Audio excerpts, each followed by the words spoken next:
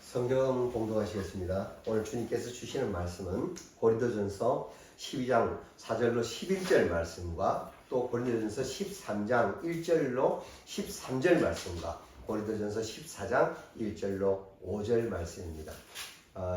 제가 이렇게 오늘 주님께 주시는 말씀을 정하기 전에 다 봤을 때 이걸 안 읽어볼 수가 없었습니다. 그래서 제가 준비를 했습니다. 제가 가진 성경으로는 신약 277페이지입니다. 신약 277페이지를 보시면 됩니다. 제가 가진 성경으로는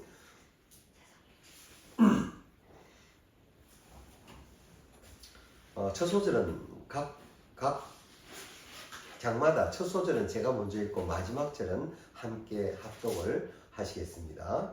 먼저 고린도전서 12장 4절로 11절 말씀입니다. 형제들아, 신령한 것에 대해서 나는 너희가 알지 못하기를 원하지 아니하노니.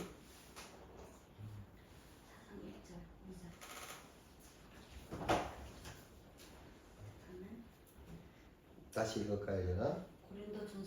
고린도전서 12장 4절로 11절 말씀입니다. 형제들아, 신령한 것에 대하여 나는 너희가 알지 못하기를 원하지 아니하노니. 너희도 알거니와 너희가 이방인으로 있을 때 말 못하는 우상에게로 끄는 그대로 끌려가느니라. 그러므로 내가 너희에게 알리노니 하나님의 영으로 말하는 자는 누구든지 예수를 저주할 자라 하지 아니하고 또 성령으로 아니하고는 누구든지 예수를 주시라 할 수 없느니라. 은사는 여러 가지나 성령은 같고 직분은 여러 가지나 주는 같으며 또 사역은 여러 가지나 모든 것을 모든 사람 가운데서 이루시는 하나님은 같으니 각 사람에게 성령을 나타내심은 유익하게 하려 하심이라. 어떤 사람에게는 성령으로 말미암아 지혜의 말씀을, 어떤 사람에게는 같은 성령을 따라 지식의 말씀을, 다른 사람에게는 같은 성령으로 믿음을, 어떤 사람에게는 한 성령으로 병 고치는 은사를, 어떤 사람에게는 능력 행함을, 어떤 사람에게는 예언함을, 어떤 사람에게는 영들 분별함을, 다른 사람에게는 각종 방언함을, 어떤 사람에게는 방언들 통역함을 주시나니. 함께 합독하시겠습니다. 이 모든 일은 같은 한 성령이 행하사 그의 뜻대로 각 사람에게 나누어 주시는 것입니다. 자, 고린도전서 13장 가겠습니다. 13장 1절로 13절 말씀입니다. 고린도전서 13장 1절로 13절 말씀입니다. 우리가 많이 알고 있는 사랑장이라고 하죠. 읽겠습니다. 내가 사람의 방언과 천사의 말을 할지라도 사랑이 없으면 소리나는 구리와 울리는 꽹과리가 되고, 내가 예언하는 능력이 있어 모든 비밀과 모든 지식을 알고 또 산을 옮길 만한 모든 믿음이 있을지라도 사랑이 없으면 내가 아무것도 아니에요. 내가 내게 있는 모든 것으로 구제하고 또 몸을 불사르게 내줄지라도 사랑이 없으면 내게 아무 유익이 없느니라. 사랑은 오래 참고 사랑은 온유하며 시기하지 아니하며 사랑은 자랑하지 아니하며 교만하지 아니하며 무례히 행하지 아니하며 자기의 유익을 구하지 아니하며 속내지 아니하며 악한 것을 생각하지 아니하며 불의를 기뻐하지 아니하며 진리와 함께 기뻐하고 모든 것을 참으며 모든 것을 믿으며 모든 것을 바라며 모든 것을 견디느니라. 사랑은 언제까지나 떨어지지 아니하되 예언도 패하고 방언도 그치고 지식도 패하리라. 우리는 부분적으로 알고 부분적으로 예언하니 온전한 것이 올 때에는 부분적으로 하는 것이 패하리라. 내가 어렸을 때는 말하는 것이 어린 아이와 같고 깨닫는 것이 어린 아이와 같고 생각하는 것이 어린 아이와 같다가 장성한 사람이 되어서는 어린 아이의 일을 버렸노라.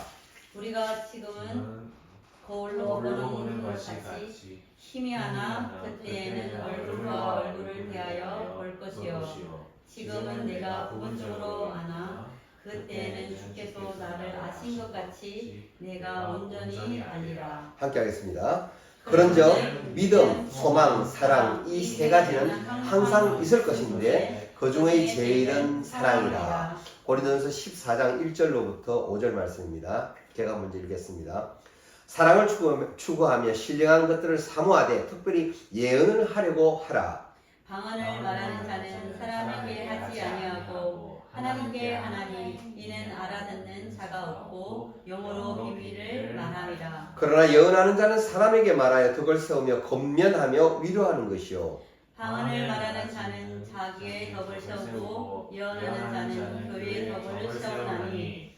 자, 함께 하겠습니다. 나는 너희가 다 방언 말하기를 원하나 특별히 예언하기를 원하노라. 만일 방언을 말하는 자가 통역하여 교회의 덕을 세우지 아니하면 예언하는 자만 못하니라. 아멘. 오늘 본문 말씀이 좀 길죠? 네. 오늘 설교 주제는 사도들의 행적 10일입니다. 사도행전을 통하여 예수님 제자들의 행적을 살펴보도록 하겠습니다. 함께 은혜 받는 시간 가지겠습니다. 먼저 이 시간을 허락하신 하나님께 감사 기도드리겠습니다. 부족하고 죄 많은 저희들을 사랑하사 말씀으로 저희를 깨우쳐 주시며 사도 바울과 동역자들의 행적을 통하여 현재 저희들의 문제점이 무엇인지를 바라보게 하시니 이 얼마나 감사한지요. 사도들의 행적을 뒤따라가며 그들의 발자취 가운데 저희들이 말씀을 배우고 따라가야 할 방향을 인도해 주심에 감사드립니다. 저희들의 의지는 너무도 나약하여 조그마한 고난에도 넘어지고 마는 약하고 믿음 없는 자들입니다. 성령님의 간섭하심과 도우심을 구합니다. 저희를 성령께서 붙들어 주사 하나님을 섬기기에 합당한 자의 모습으로 받은 사역을 잘 받들고 이루어 나갈 수 있도록 인도해 주시옵소서. 순종하는 저희를 통하여 주님 홀로 영광 받으시기를 소망하오며 예수 그리스도 이름 받들어 감사함으로 기도드립니다. 아멘. 오늘 저희가 살펴볼 내용은 현재 우리들의 교회 믿음 생활과 밀접한 연관이 있기에 함께 성경을 살펴보며 오늘을 살아가는 우리들에게 성경은 과연 어떠한 교훈으로 우리를 인도하는지 마음의 중심을 하나님께 맞추고 겸손한 마음으로 시작을 해보겠습니다. 고린도전서 12장부터는 은사 문제에 대해서 이야기를 하고 있습니다. 은사는 헬라어로 카리스마톤이라고 합니다. 하나님께서 값없이 주는 선물, 은혜의 선물을 뜻합니다. 뭐라고요? 하나님께서 값없이 주는 선물, 은혜의 선물이 바로 은사입니다. 그런데 바울은 단순한 은사 문제에 대해서 이야기하고 있는 것이 아닙니다. 고린도 교회에 목회자가 누가 발령받아 갔었나요? 아볼로가 갔다가 지금은 에베소에 와 있단 말이죠. 그런데 이 은사의 주제는 아볼로하고 관련된 문제라고 보시는 게 가장 좋은 접근입니다. 은사 문제에 이야기하게 된 계기가 뭐냐면은 고린도 교회 안에 바울파들은 모두 다 성령파들입니다. 그런데 이 성령파들은 다 은사파입니다. 즉 방언파라는 말이죠. 근데 방언을 자기들이 할 줄 아니까 아볼로가 설교하고 방언하지 못하는 것에 대해서 되게 무시를 했습니다. 지금도 가끔씩 그러한 분들이 계십니다. 담임 목사님이 신방을 할 때 혹은 누가 대표 기도를 하는데 뒤에서 방언으로 중얼중얼 계속 이야기하시는 분이 계십니다. 그렇게 기도하시는 분들이 계십니다. 이러한 행동은 세상적으로나 믿음의 울타리 안에서 모두 맞지 않는 행동입니다. 나 방언할 줄 알아요 하는 것 같이 말이죠. 이와 같이 고린도 교회에서도 아볼로가 설교를 하는데 뒤에서 성도들이 중얼중얼 방언하고 있다는 겁니다. 바로 그것 때문에 바울은 은사에 대해서 이야기를 하고 있습니다. 고린도전서 12장 1절에 형제들아 신령한 것에 대해서는 내가 너희 알지 못하기를 원치 아니하노니. 이 말씀은 은사에 대해서 너희들이 잘 알기 바란다는 바울의 의지가 나타난 성경 말씀입니다. 고린도전서 12장 3절 끝에 보니까 성령으로 아니하고는 누구든지 예수를 주시라 할 수 없느니라. 본절에서 그리스도라 하지 않고 여기서 뭐라고 했냐면 예수라 지칭하고 있는 그 이유는 역사적인 인물로서 인간 예수에 대해 더 많은 관심이 있기 때문입니다. 바울이 전하는 예수는 하나님의 아들로서 사람의 몸을 입고 성육신 하신 후 인류 역사에 종속되어 자발적인 삶을 영위하시다가 그의 택하신 백성을 구속하기 위하여 죽으시고 부활하신 그리스도임을 말하고 있습니다. 한편 예수를 주시라고 할 수 있는 조건을 성령으로 정한 것은 이후 우리가 살펴볼 고린도 후서 11장 4절에 제시하는 것처럼 다른 예수, 다른 영, 다른 복음으로 미혹되지 않도록 하기 위함입니다. 다른 예수란 바울의 증거에 위배되는 것으로서 바울은 예수를 참 하나님인 동시에 참 인간으로 그는 이해를 하였습니다. 고린도전서 12장 10절에 영들을 분별하는 은사를 언급한 것도 당시 고린도 교회 안에서 다른 신앙 고백 내용을 가진 다른 영 때문일 것입니다. 고린도전서 12장 4절로 10절에 은사는 여러 가지가 있지만 성령은 같은 거다. 직분은 여러 가지가 있지만 주는 동일하고 같은 거다. 사역은 여러 가지가 있지만 하나님은 같은 거다. 각 사람에게 성령으로 나타내신 것을 유익하게 하려고 하는 거다. 어떤 사람에게는 성령으로 말미암아 지혜의 말씀을, 지식의 말씀을, 어떤 이에게는 병 고치게 하며 어떤 이에게는 능력과 예언과 영을 분별함을, 또 다른 이에게는 각종 방언과 통변함을. 이것들도 분명 은사입니다. 성경은 은사를 말하며 방언을 맨 끝에다 뒀습니다.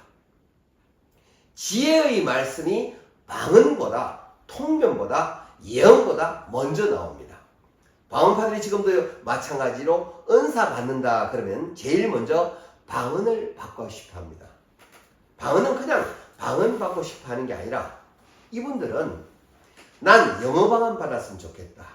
나는 프랑스어, 나는 일본어, 나는 중국어 방언을 받았으면 좋겠다. 그러는데 그게 통역을 시켜보면, 통변을 시켜보면 그게 그 나라 말이 아닌 겁니다. 아무 말도 아닙니다. 그게 억양이 일본어 같고 억양이 중국어 같은 거지 그게 일본어가 아니고 중국어가 아닌데 그런데 왜 받고 싶어 하냐면은 물론 모두가 그런 것은 아니지만 일부 성도님들은 남이 들을 때 멋있게 뭔가 있어 보이려고 그렇죠. 그냥 널널러 하는 것보다는 외국어로 하는 게 더 멋지잖아요. 그렇죠. 사람한테 보이고 나타내고 싶어 한단 말이죠. 그런데 그런 방언이 최고의 은사가 아님을 성경은 분명히 말하고 있습니다. 은사를 말하면 맨 앞에 둔 은사가 바로 뭐라고요? 지혜의 말씀입니다. 어떤 은사보다도 제일 처음에 나오는 게 지혜의 말씀입니다. 당시 아볼로가 설교하는 그것이 그 은사야말로 성령이 주시는 첫 번째 지식 은사였습니다. 뭐라고요? 아볼로가 고린도전서에 목회자로 갔죠. 그가 파송받아 갔습니다. 근데 그가 예배를 하게 되면 뭐 합니까? 그가 설교를 해야 되겠죠. 바로 그 설교가 첫 번째 지식의 은사였습니다. 바울은 그 얘기를 하고 싶은 겁니다. 성경에서. 그래서 방언의 은사를 제일 뒤에다가 두고 그는 말을 하고 있습니다. 거기에다가 고린도전서 12장 11절에 이 모든 일은 같은 한 성령이 행하사 그 뜻대로 각 사람에게 나누어 주시느니라. 즉 설교하는 아볼로나 방언하는 너희들이나 같은 성령이 일하고 계시는 거지 너희들보다 아볼로가 열등하지 않다는 것을 얘기하고 있는 것입니다. 그런 걸 무시하니까 아볼로가 지금 친정에 와 있는 거죠. 에베소에 와 있는 상태 아니겠습니까? 그가 파송받았다가 거기서 실망하고 그가 돌아온 것이죠.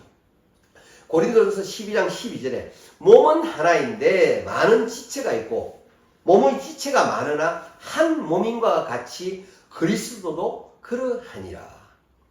고린도전서 12장 13절에 유대인이나 헬라인이나 종이나 자유인이나 다 한 성령으로 세례를 받아 한 몸이 되었고 또 모두 다 한 성령을 마시게 하셨지 않나. 이 말씀은 그리스도 안에서 혈통적인 구분이나 신분의 구분에 상관없이 한 몸이 되는 것은 성령이 한 분이시기 때문입니다. 고린도전서 12장 29절로 30절에 다 사도겠느냐, 다 선지자겠느냐, 다 교사겠느냐, 다 능력을 행하는 자겠느냐, 다 병 고치는 은사를 가진 자겠느냐, 다 방언 말하는 자겠느냐, 다 통역하는 자겠느냐. 이 말씀은 모두 다 방언 받을 필요가 없는 거라는 말입니다. 바울은 이러한 얘기를 하고 싶은 겁니다. 고린도전서 12장 31절에 너희는 더욱 큰 은사를 사모하라. 내가 또 제일 좋은 길을 너희에게 보이리라.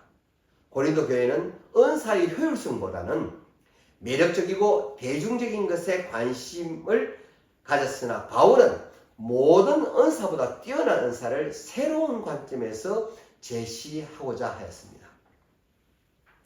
고린도전서 13장은 우리가 사랑장이라고 말합니다. 이러한 은사에 관해서는 12장부터 계속 연결되는 얘기입니다. 그러니까 고린도전서 12장, 13장, 14장은 다 은사와 관련된 말씀입니다. 누구 때문에 얘기하는 거냐면은 아볼로 때문에 얘기하고 있는 겁니다.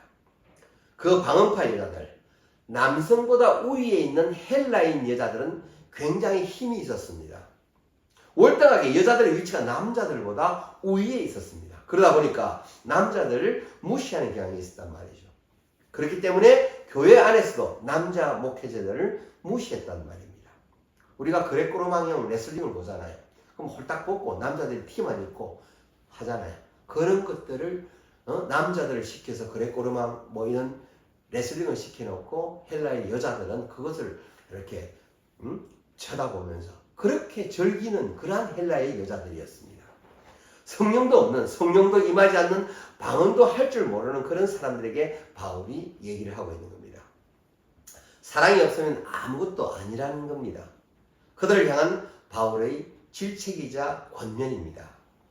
고린도전서 13장 1절에 내가 사람의 방언과 천사의 말을 할지라도 사랑이 없으면 소리나는 구리와 울리는 꽹과리가 되고, 사랑의 바탕이 없이 은사만을 말하는 것은 전혀 의미와 가치가 없다는 겁니다.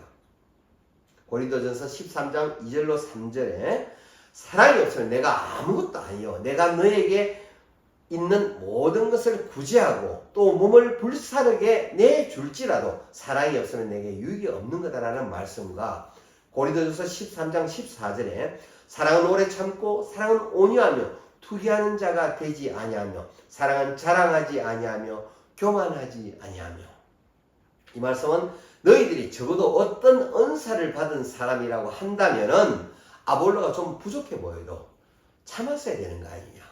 너희들이 안 참았으니까 지금 아볼로가 내 옆에 와 있는 것 아니냐. 아볼로에게 너희가 너무나 거칠게 대했다, 이 말입니다. 방언받은 여자들 때문에 바울이 하고 있는 얘기입니다. 얼마나 너희가 무례히 행하였고 오죽했으면은 파송받아 갔던 아볼로가, 목회하러 갔던 아볼로가 지금 여기에 다시 피드백에서 돌아와 있겠느냐. 오죽했으면 교회의 목회를 관뒀을까. 이렇게 바울은 안타깝게 얘기하고 있습니다. 고린도전서 13장 7절에 모든 것을 참으며 모든 것을 믿으며 모든 것을 바라며 모든 것을 견디느니라. 즉 자신에게 해를 끼친 자에게 보복하지 않으며 다른 사람의 잘못을 털어내지 않고 용서하는 의미로 덮어둔다는 뜻으로 이것은 불변하는 사랑의 일관성을 가리킨다라고 할 수 있습니다. 고린도전서 13장 9절로 10절에 우리가 부분적으로 알고 부분적으로 예언하니 온전한 것이 올 때는 부분적으로 하는 것을 폐하리라. 여기서 온전한 것이 올 때는 궁극적으로 그리스도의 심판 때를 말합니다. 그때는 이 세상에 속하 있는 모든 은사들이 사라질 것이라는 말씀입니다. 부분적으로 예언하는 게 별로 유익할 게 없다는 것을 바울은 지적하고 있습니다.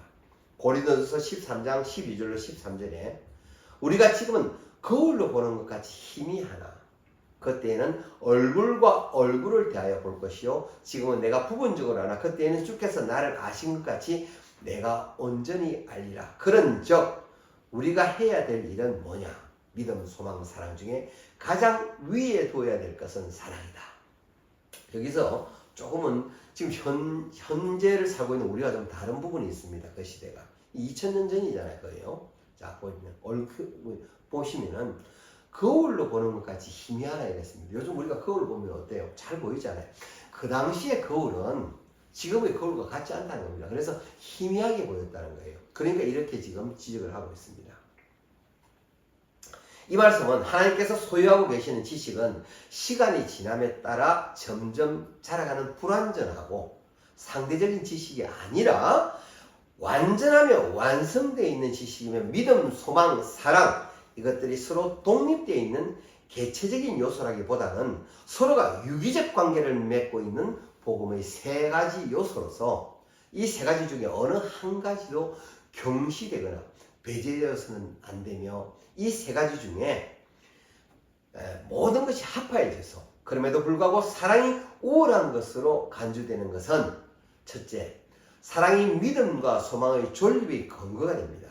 둘째, 사랑은 하나님의 본질적인 속성입니다. 셋째, 믿음과 소망은 종말에는 사라지는 임시적인 것이나 사랑은 영원하기 때문에 바울은 사랑을 가장 중요시하고 있는 것입니다.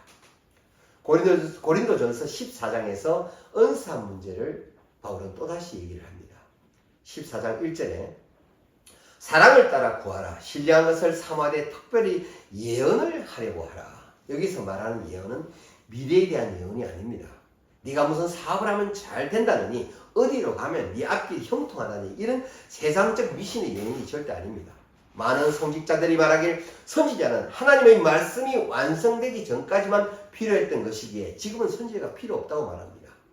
하나님 말씀 66권 구약의 39권과 신약의 27권 이것이 완성된 이후에는 선지자가 필요 없다고 말합니다. 성경에 있는 것은 아직 다 성취되지 못했는데 선지자가 또 와서 예언한다. 그러면 성경이 왜 필요하겠어요? 선지자가 계속 와서 계속해서 와주면 되는 거지. 안 그러겠습니까? 예언이라는 건 뭐냐? 하나님의 말씀에 비추어서 이 땅의 백성들이 그대로 살아가고 있지 못할 때 그것을 지적을 해주는 게 바로 예언인 겁니다. 다시 말하면 그 역할을 지금 누가 하고 있느냐? 주의 종들이 하고 있습니다. 고린도전서 14장 3절로 4절에 그러나 예언하는 자는 사람에게 말하여 덕을 세우며 권면하며 안위하는 것이요 방언을 말하는 자는 자기의 덕을 세우고 예언하는 자의 교역의 덕을 세우나니. 주님 전에 온전히 무릎 꿇은 목사님들께서 하나님의 말씀을 전하며 성도들의 삶의 방향을 잡아주시는 그것이 바로 예언인 것입니다. 바울은 예언의 은사를 먼저 얘기하며 예언의 은사를 구하라고 합니다. 그럼 먼저 뭘 해야 되겠습니까? 아까 예언이 뭐라 그랬습니까? 올바르게 살아가는 방향의 지침을 얘기하는 게 예언이라고 얘기했습니다. 그러면 그 올바른 지침을 어디서부터 찾아야 되겠습니까? 하나님의 말씀을 알아야 합니다. 그런데 하나님의 말씀은 계속해서 이렇게 접하다 보면 읽고 그걸 갖다가 묵상을 하다 보면 말씀을 연결할 줄 아는 그런 능력이 덤으로 주어집니다. 이렇게 이끄시는 분이 성령님이십니다. 방언으로 기도하는 그것은 많은 사람을 유익하게 하는 게 아니란 말이죠. 성경에서 바울이 계속 얘기하는 게 뭐냐면 남을 유익하게 하라. 내 자유도 남을 위해서 써라. 사용해라. 이렇게 말하고 있습니다. 남을 위해서 그것이 걸림돌이 된다면 절제를 해라. 그것이 바울의 뜻입니다. 고린도전서 14장 14절에 내가 만일 방언으로 기도하면 나의 영이 기도하거니와 나의 마음은 열매를 맺지 못하리라. 14장 19절에 교회에서 네가 남을 가르치기 위해서 깨달은 마음으로 5마디 말하는 것이 1만 마디 방언으로 말하는 것보다 나으니라. 바울은 예언의 은사를 받으라고 말을 하고 있습니다. 즉 예언의 은사를 받으려면 말씀을 많이 읽고 또 알아야 합니다. 즉 내가 해야 될 부분이 있는 거란 말이죠. 고린도전서 14장 23절에 그러므로 온 교회가 함께 모여 다 방언으로 말하면 알지 못하는 자들이 믿지 아니하는 자들이 들어와서 너희를 미쳤다 하지 않겠느냐. 성도 여러분, 새신자가 들어왔을 때 가장 깜짝 놀라는 게 통성기도 합니다. 그것도 주여 하고 삼창을 하고 시작을 합니다. 세상 사람들이 볼 때는 무질서의 극치가 통성기도로 그들의 눈에는 보일 수가 있습니다. 무질서도 우리끼리는 괜찮아요. 우리는 다 알고 있기 때문에. 근데 만약에 그 가운데 초신자가 왔습니다. 오늘처럼 이렇게 처음 예배에 참석하는 사람이 있습니다. 그럴 때 그 사람을 위해서라도 우리가 뭘 해야 되느냐? 품위를 지켜줘야 된다는 겁니다. 새신자들이 들어올 때 이러한 통성 기도는 그들이 눈에 보이는 집단 광신도처럼 보일 수 있습니다. 제가 오늘 찬양을 하는데 제가 손을 들어서 쭉 하고 외치고 싶었는데 제가 안 했습니다. 오늘. 왜냐하면 새신자잖아요. 보면은 좀 이상하게 볼지도 몰라가지고 제가 절제를 했었습니다. 그냥 처음 들어온 사람들은 기존 성도님들이 주여 삼창하고 통성 기도하고 펑펑 울고 이렇게 기도할 때 그들은 이러한 기도 문화를 접해보지 않은 상태에서 생각할 때 이 사람들이 그냥 단체로 미쳤구나 라고 볼 수밖에 없단 말이죠. 제가 말이 지나친 게 아닙니다. 제가 제일 처음에 교회를 갔을 때, 제가 하나님을 접할 때, 처음 갔을 때 통성 기도를 하는데 무슨 시장에, 돗대기 시장에 온 것 같았어요. 막 우리 그냥 새벽 시장을 특별 새벽, 제가 그때는 특세라는 말도 몰랐을 때라고 이미 제가 고백을 했습니다. 특별 새벽 기도, 이게 특세잖아요. 그때는 그 특세가 뭔지도 몰랐어요. 그런데 갔는데 뭐 아침에 한 2,000명 되는 사람, 그때 한 1,000명 정도 된 것 같아요. 그냥 디아스포라 교회에 있는데 웅성거리며 그냥 소리를 지르는데 제가 이게 뭐 돗대기 시장 온 것 같더라고요. 바로 그러한 거부감이 하나님께서 그날 저를 만나주시지 않았다면 저도 그것으로 끝났을지도 몰라요. 그러한 반감으로 끝났을지 모릅니다. 그러한 부분을 제가 얘기하고 있는 겁니다. 교회에 오면은 가장 먼저 뭐를 느껴야 됩니까? 평안함을 느껴야 됩니다. 교회에 오면은 예수님께서 계신 같은 느낌을 갖게 해줘야 합니다. 그게 우리 성도들의 몫입니다. 그렇게 품위와 질서를 지켜줘야 되는데 아무 상관없이 남이 뭐라고 하든 간에 내 기도만 하면 된다는 식의 큰 목소리로 통성기도하는 것은 옳은 기도의 자세가 아닙니다. 기도함에 겸손의 자세가 무엇보다도 중요합니다. 기독교를 품위 있고 질서 있게 만들어가는 작업을 저나 여러분들이 하셔야 된다는 말입니다. 새신자가 교회에 오게 되면 다 같이 머리에 손 놓고 막 같이 기도하고 이런 것보다는 이해와 포용력으로 안아주고 아기가 젖을 먹으면 되는 같이 젖 먹는 자리에 있어주고 지켜주는 이러한 일이 있어야 된다는 말이죠. 고린도전서 14장 26절에 그런즉 형제들아 어찌할꼬 너희가 모일 때에 각각 찬송시도 있으며 가르치는 말씀도 있으며 계시도 있으며 방언도 있으며 통역함도 있으니 여기서 찬송시라고 말하죠. 찬송시는 원시교회에서 성령의 감동을 받은 회원들이 부를 수 있는 시의 노래였습니다. 구약의 시편을 말하는 것이 아닙니다. 우리가 구약의 시편으로 잘못 알고 계시는 분들이 있더라고요. 이 찬송시를요. 그게 아닙니다. 모든 것을 덕을 세우기 위해서 하라. 이 모든 은사를 덕을 위해서 하라는 말씀입니다. 고린도전서 14장 34절에는 여자는 교회에서 잠잠하라라고 했습니다. 여기서 말하는 여자들은 고린도 교회의 방언파 여자 성도들을 얘기하고 있는 겁니다. 고린도전서 14장 40절에 모든 것을 적당하게 하고 질서대로 하라. 바울이 이렇게 얘기하고 있습니다. 경건하게, 윤리적으로, 도덕적으로 성도 여러분, 이러한 부분들을 잊지 마셔야 합니다. 그러니까 항상 예배 드릴 때는 여러분 주위를 둘러보셔야 됩니다. 그래서 초신자나 또는 새신자가 와 있지 않느냐, 이들이 보는 눈에 어떻게 보일까, 그들을 감싸주고 그들이 첫 젖을 먹는 것과 과정이라고 생각하시고 안아주고 포용해주는 그런 넓은 마음을 가지고 기도에 임하시고 예배에 임하셔야 된다는 말씀을 드리는 겁니다. 지금까지 고린도전서 12장, 13장, 14장 모두 다 은사에 관한 이야기를 했습니다. 그런데 고린도전서 15장은 부활에 관한 얘기입니다. 영지주의자들은 부활을 싫어한다고 그랬습니다. 영지주의자들이 뭐라고 저번 시간에 얘기했습니까? 영지주의자들은요,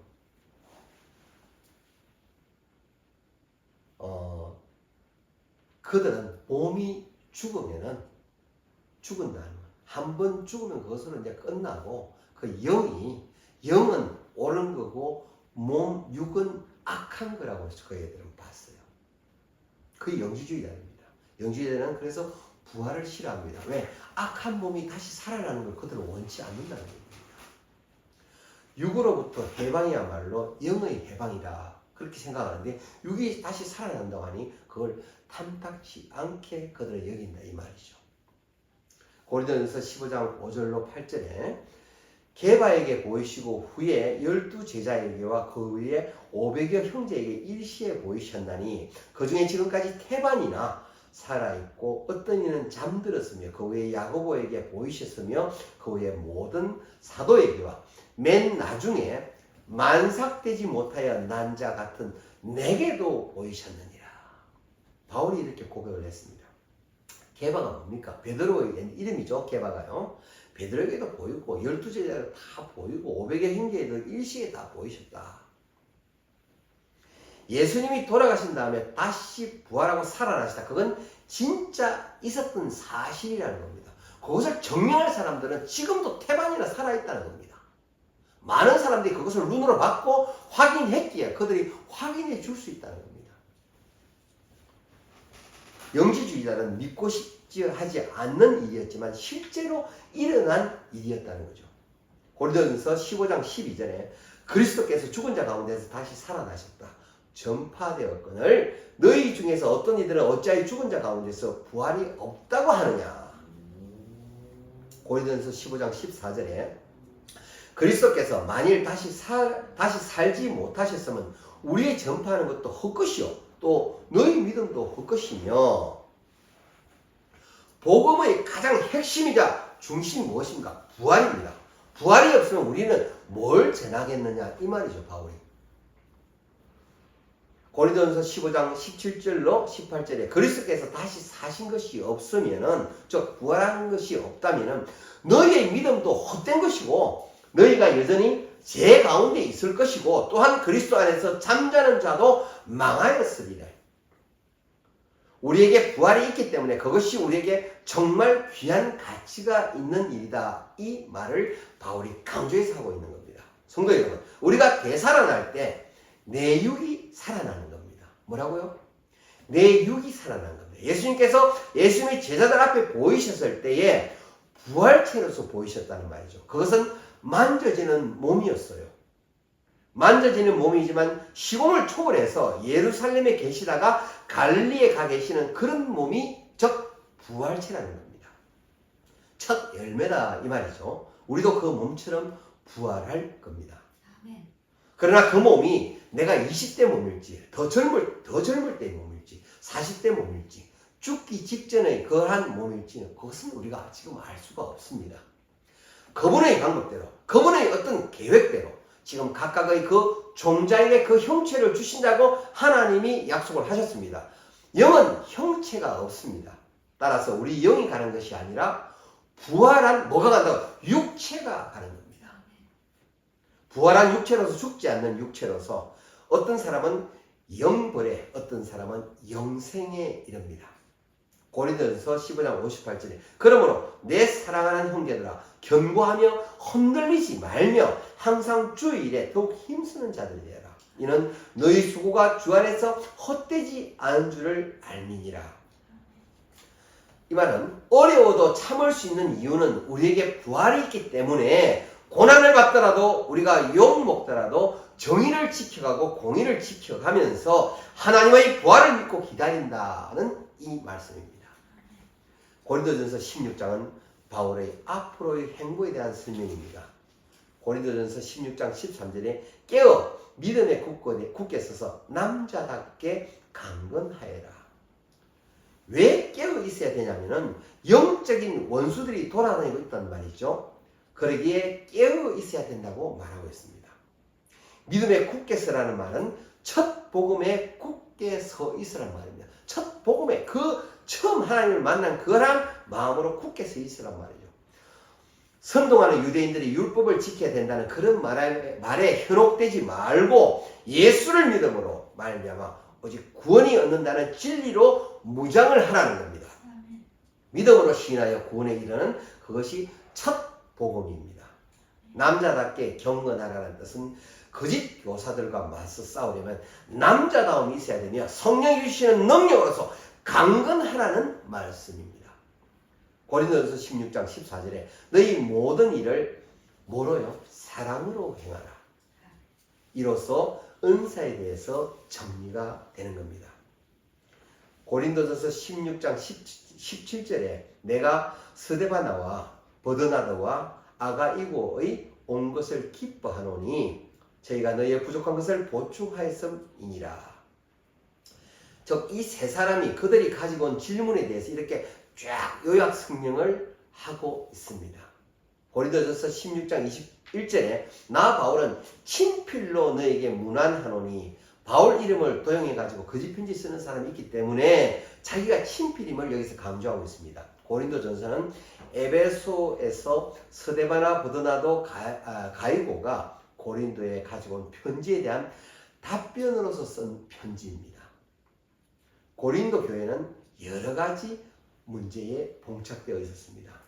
분쟁 문제, 음행 문제, 간음 문제, 소송 문제, 은사 문제, 우상 음식 먹는 문제 등 이런 다양한 여러 가지 문제점들이 있었음을 성도 여러분들께서 알고 계시면 좋겠습니다. 그러나 문제들은 이런 문제들이 2000년이 지난 오늘날에도 동일하게 우리들에게 존재하고 있는 문제임을 꼭 성도님들은 기억하시기 바랍니다. 고린도전서가 에베소에서 쓰여졌기 때문에 에베소와 관련지어서 우리가 살펴본 것입니다. 고린도후서에도 사도행전에 없는 에베소 교회의 정보가 나와 있습니다.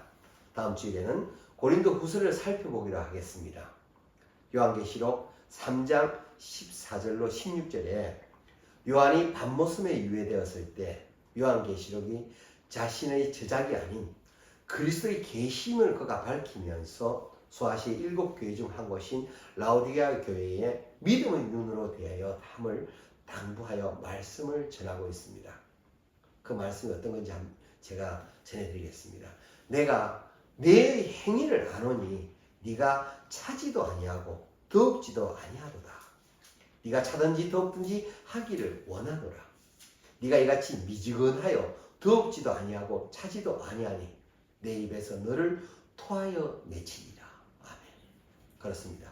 우리들이 하나님께로 나아가는 길에서 우리들의 믿음은 현재 어느 지점을 통과하고 있는지 우리들 스스로에게 자문해 볼 필요가 있습니다. 비록 이 말씀은 당시 특정 교회에 보낸 것이지만은 현재 우리들 각자가 성전이기에 하나님을 향한 우리들의 믿음의 자세가 얼마나 중요한 것인지를 떨리는 심정으로 자신을 점검해 봐야 할 것입니다. 기도하겠습니다. 하나님 아버지 감사합니다. 모든 어려운 가운데서 오로지 복음 전도에 힘을 다하는 사도와 동역자들의 행적을 바라보며 하나님을 향한 그들의 순종을 저희들이 조금이라도 배우고 따르고자 합니다. 우리들이 말씀 앞에서 겸손의 무릎으로 항상 주님 앞에 나아가기를 기도드립니다.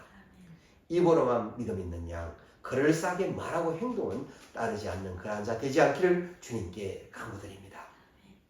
항상 내가 먼저가 아니라 타인을 위해서 배려하는 마음과 행동을 나타나게 하시고 그 모든 과정 가운데서도 사랑으로 행하게 하여 주시옵소서.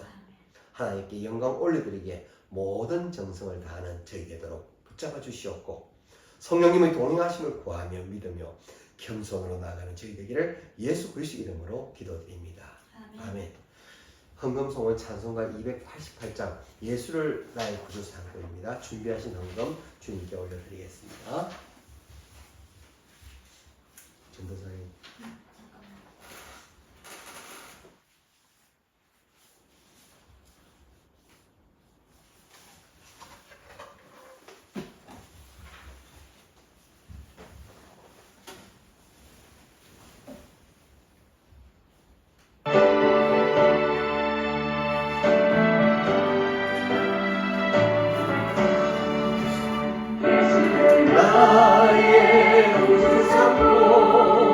성령과 비로소 거듭나니 이 세상에서 내 영혼이 하늘의 영광 누리로다.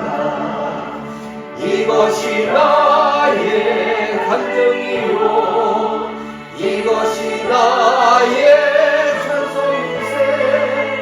나 사는 동안 끊임없이 찬송하리.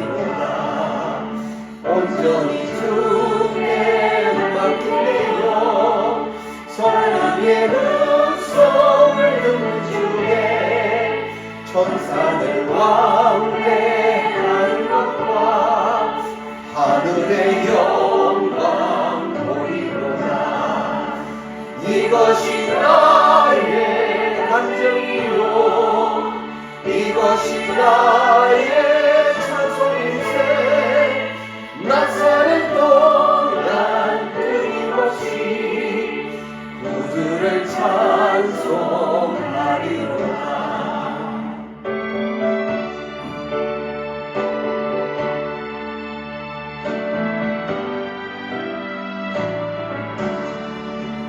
주 안에 기쁜 누림으로 마음의 풍랑이 잔잔하니 세상과 나는 그런 것 없고 구속한 주만 보이노라. 이것이 나의 감정이요 이것이 나의 찬송일세. 나사는 동안 끊임없이 구주를 찬송하리로다.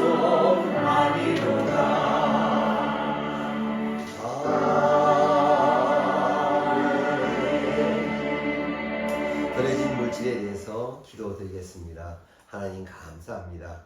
주님의 보살핌의 은혜 가운데 무탈한 한 주를 감사함으로 보내고 부족한 저희들이 이렇게 예배의 자리에 나왔습니다. 주님께 감사드립니다. 저희가 주님의 보살핌으로 받은 물질의 일부를 감사의 마음을 담아 주님께 올려드립니다. 다가오는 한 주간도 하나님의 보살핌의 은혜를 구합니다. 하나님을 더 깊이 알아가며 하나님의 뜻 안에서 감사하며 순종으로 겸손의 삶을 살아가기를 소망드립니다. 이 모든 말씀 예수 그리스도 이름으로 기도드립니다. 아멘. 다음은 주바라기 교회의 소식입니다. 저희 주바라기 교회는 하절기의 매주 토요일 아산 신정호수공원에서 오후 8시부터 9시 30분까지 대략 1시간 반에서 약 2시간 동안 주님께 찬양 올려드리는 버스킹을 유튜브에서 주바라기 TV라는 채널명으로 라이브로 이어가고 있습니다. 어제도 예정대로 찬양 버스킹을 하나님의 은혜로 잘 마칠 수 있었습니다. 은혜 넘치는 시간이었습니다. 근데 여기에 조금 변화가 있습니다. 다음 주부터는 저녁 날씨가 차지는 관계로 주일 오후 13시에서 14시 30분까지 같은 장소에서 주님께 찬양을 올려드리는 버스킹을 하려고 합니다. 참고 부탁드립니다. 이제는 날씨가 아침 저녁으로 많이 차가워졌습니다. 환절기에 성도님들 건강 잘 보살펴서 하나님께 영광 올려드리는 평안하고 귀한 시간 되기를 기도드립니다.